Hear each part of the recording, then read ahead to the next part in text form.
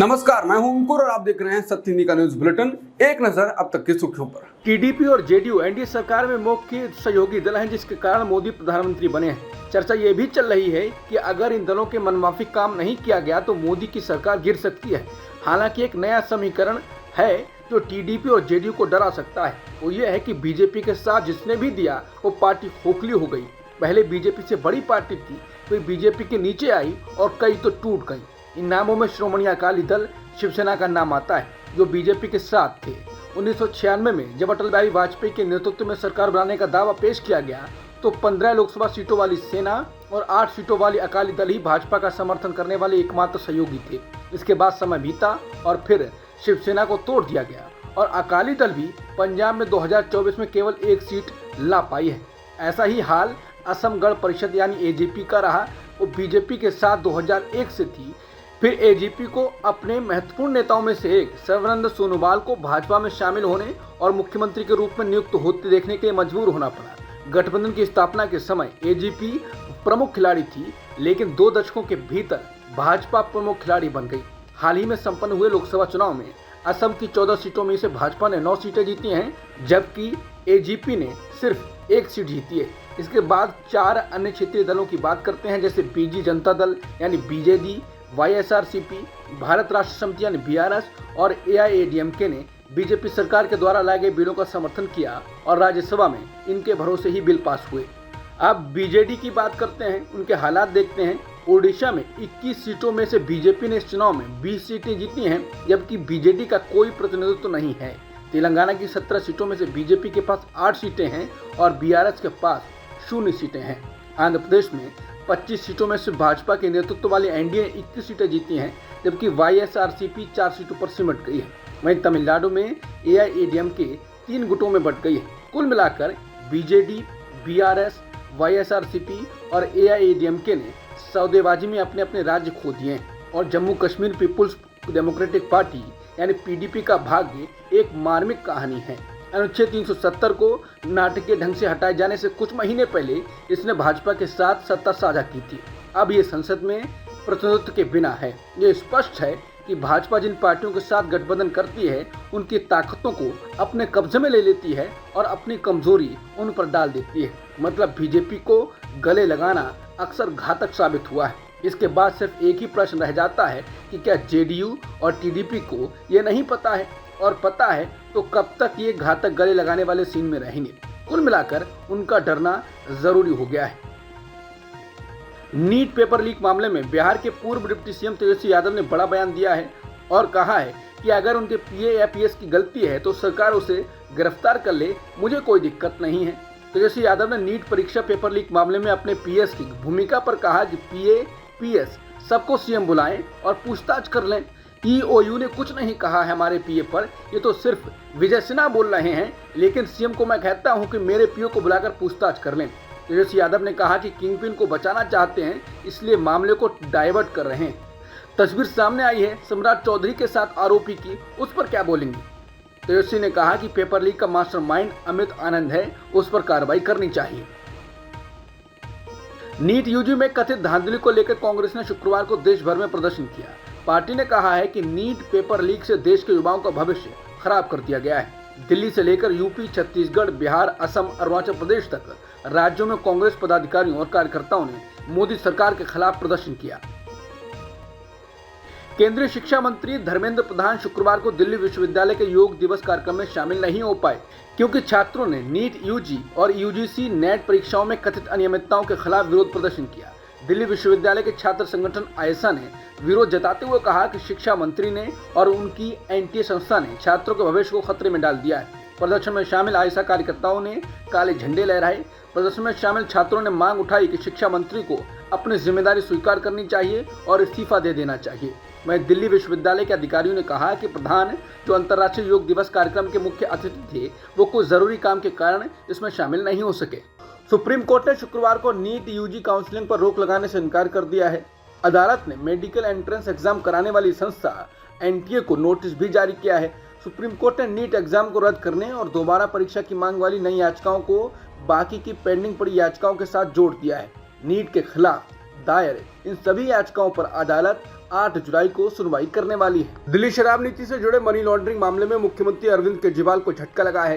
केजरीवाल की जमानत याचिका के खिलाफ दिल्ली हाईकोर्ट ने कहा है कि सुनवाई होने तक निचली अदालत के आदेश पर रोक लगी रहेगी। दिल्ली हाईकोर्ट ने अरविंद केजरीवाल को दी गई जमानत के खिलाफ ईडी की याचिका पर तत्काल सुनवाई की अनुमति दी। हाईकोर्ट ने कहा कि जब तक हम मामले की सुनवाई नहीं कर लेते तब तक निचली अदालत का आदेश प्रभावी नहीं होगा।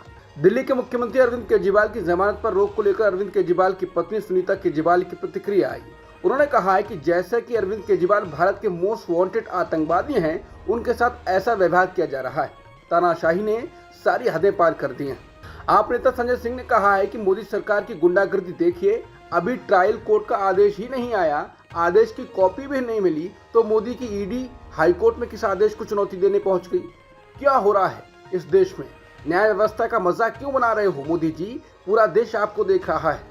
दिल्ली हाईकोर्ट ने ईडी के कहने पर केजरीवाल की जमानत को रोक दिया है। वहीं केजरीवाल को बेल जब दिल्ली कोर्ट से दी गई थी तो कोर्ट ने ईडी को लेकर काफी कुछ कहा था। कोर्ट ने कहा था कि ईडी अपराध की आय के संबंध में मुख्यमंत्री के खिलाफ कोई सबूत देने में विफल रहा।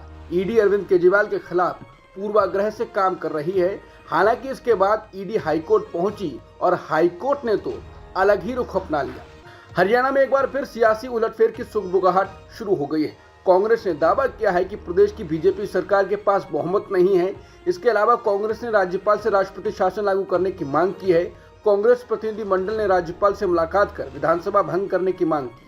कांग्रेस ने कहा कि राज्य की बीजेपी सरकार के पास बहुमत नहीं है। कांग्रेस ने मांग की कि राज्यपाल राष्ट्रपति शासन लागू कर जल्द चुनाव के निर्देश दें। भूपेंद्र सिंह हुड्डा और उदय भान के नेतृत्व में राज्यपाल को ज्ञापन सौंपा गया। कांग्रेस के दिग्गज नेता भूपेंद्र सिंह हुड्डा ने इसको लेकर प्रेस कॉन्फ्रेंस की। पीसी के दौरान उन्होंने कहा कि प्रदेश में हॉर्स ट्रेडिंग को रोकने के लिए हम ये मांग कर रहे हैं।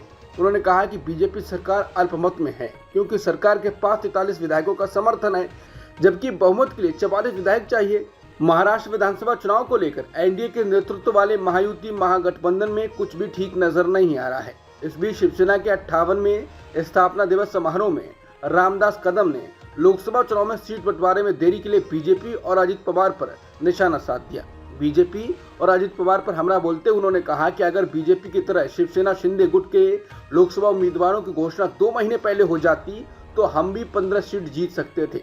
जब हमने अपने उम्मीदवारों का ऐलान किया तो बीजेपी बीच में आ गई। उन्होंने इन सीटों पर अपना दावा ठोक दिया। छगन भुजबल एनसीपी और महायुति गठबंधन के लिए एक पहेली बने हुए हैं। एनसीपी से बाहर निकलने के अटकलों के बीच भुजबल एक बार फिर अपनी पार्टी और महायुति गठबंधन को उलझन में डालते दिख रहे हैं। पहले पार्टी प्रमुख अजित पवार की पत्नी सुंदरा के राज्यसभा नामांकन को लेकर और इस बार मराठा कोटे के मुद्दे पर इस सप्ताह की शुरुआत में अपने समर्थकों की एक बैठक में भुजबल की अध्यक्षता वाली महात्मा फुले समता परिषद ने जाति सर्वेक्षण के लिए दबाव बनाने का फैसला किया। ये ओबीसी संगठनों का एक छत्र संगठन है।